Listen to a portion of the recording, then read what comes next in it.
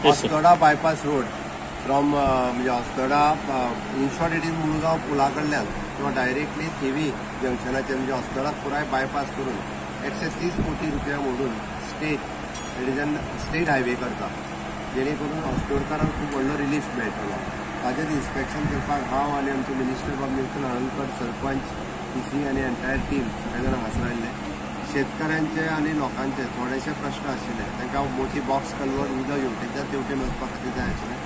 Already 3-4 जाग्यार जाय आशिल्ले, एक तेंच्यांनी एडिशनल मागला, तो एडिशनल कल्वर्ट दिता तांकां करून। तांच्यांनी डिसिल्टिंग ऑफ दॅट रिवर, म्हणजे आमची जी रिवर पूर्णता वता ऑस्टोडच्यान ताजे करता।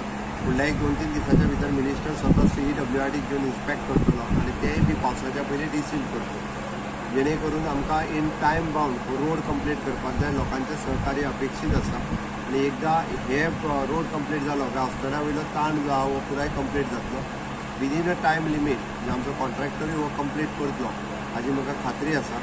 लोकांचें सहकार्य अपेक्षीत आसा, नो डावट। म्हणजे ताका बायपास रोड म्हणजे सायडीतले जे सायड रोड आसा दोनूय शिरगांवकारांक आनी ऑस्टोडकारांक वयपी त्या रोडाचो फायदो जावपाक जाय।